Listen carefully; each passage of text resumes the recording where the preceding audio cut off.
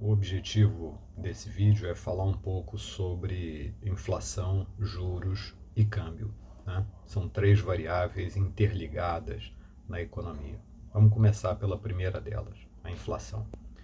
Nos últimos 12 meses, a inflação no Brasil chegou em quase 9%. Para ser mais preciso, 8,99% nos últimos 12 meses até julho.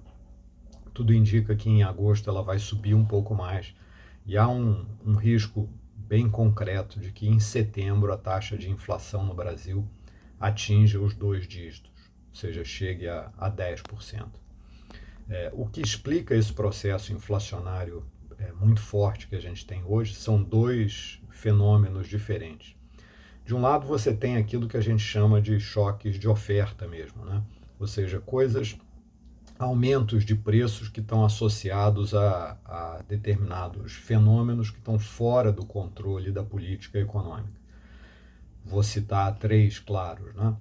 Houve uma crise de energia, isso puxou os preços de energia para cima, da energia elétrica, por conta da necessidade de usar termoelétricas, né, que são usinas mais caras.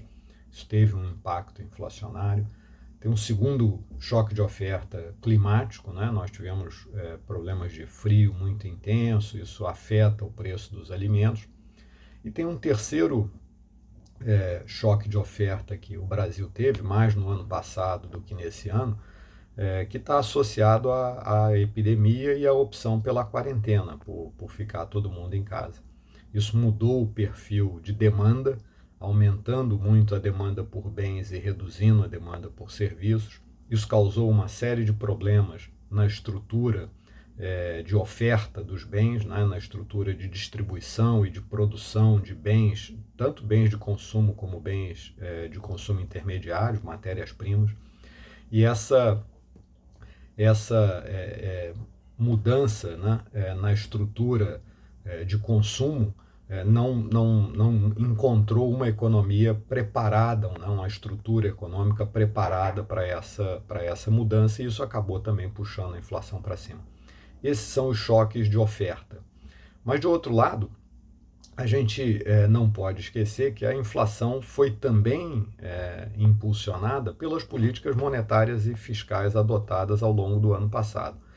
A Selic foi a 2%, que é a taxa mais baixa da nossa história. O juro real ficou negativo pela primeira vez na história do Brasil desde o Plano Real, né? O juro real no Brasil costumava ser negativo na época da hiperinflação. Do Plano Real para cá, a gente sempre teve juros reais positivos, ou seja, a Selic sempre teve acima da inflação, de tal forma que o juro real sempre teve positivo, né? Mesmo no período Dilma, ele teve muito baixo, mas não chegou a ser negativo. Dessa vez a gente teve uma Selic real negativa, então houve um impulso monetário e houve um impulso fiscal muito forte, principalmente associado ao grande déficit primário que a gente teve no ano passado. Então essas são as causas desse processo inflacionário, uma mistura de choques de oferta com uma opção por políticas monetárias e fiscais extremamente expansionistas que acabaram ampliando, né, esses choques de oferta, funcionando como fatores de propagação desses choques de oferta que eu mencionei anteriormente. Bom, aí passa para o segundo elemento da trinca, que são os juros. Quer dizer, na medida em que a gente tem uma inflação desse jeito, o que cabe é a gente ajustar as políticas monetárias e fiscal. Vou me ater aqui à política monetária, ajustar a taxa de juros no Brasil, puxando dos 2%, já chegamos em 5,25%. Tudo indica que o Banco Central vai aumentar em mais um ponto percentual na próxima reunião, daqui a 45 dias.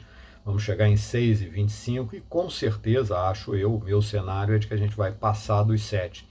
A minha dúvida é só se a gente vai passar dos 8% de Selic, mas a Selic, na minha opinião, vai atingir aí e vai superar o patamar dos 7%, vai ficar entre 7% e 8%, e talvez, dependendo do que aconteça com o cenário inflacionário, pode chegar a mais do que 8%.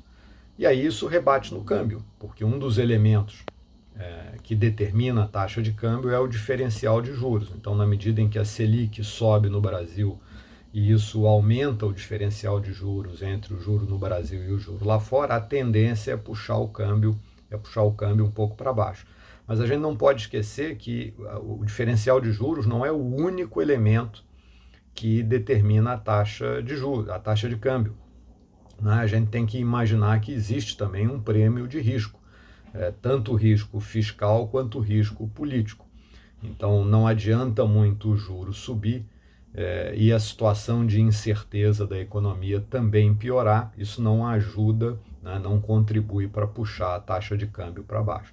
Mas certamente aumentar o diferencial de juros em relação ao exterior ajuda a manter o câmbio nessa faixa aí dos R$ 5 e um pouquinho, talvez até, se o risco eleitoral diminuir, caindo um pouco abaixo dos R$ 5.